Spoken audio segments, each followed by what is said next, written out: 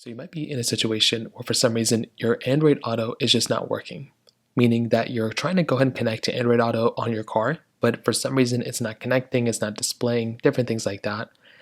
Now, the very first thing I recommend doing is to go through and make your way over into your settings application and go and just type in Auto.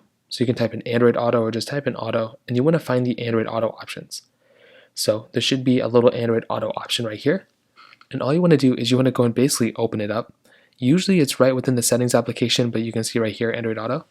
And all we want to do is you want to go ahead and make sure that this is enabled. So this whole entire Android Auto option, it should show you a few more options here. And all you're going to want to do is basically click connect to car. And you want to make sure everything here is enabled and everything is set up.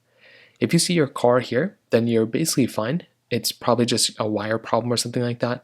But if you don't see any information or any cars here, you will have to go through into this particular page, click on connect to car, then go ahead and basically plug in your car, plug in everything you need to, and that's basically going to be the first thing I'd recommend doing.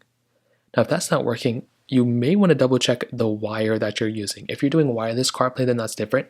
But if you are using a wired method, you will have to make sure that that wire is in good condition and it's fully working.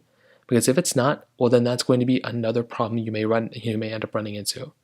So double check that wire. And that's another thing you may just want to make sure that you're not running into any issues with, is specifically with that wire.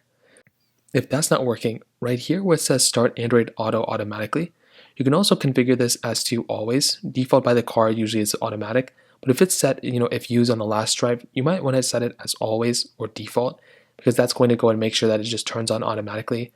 If it's still not working, you can try restarting your phone, you can try updating your phone as well, but those are basically the main ways to go and fix the problem for the most part.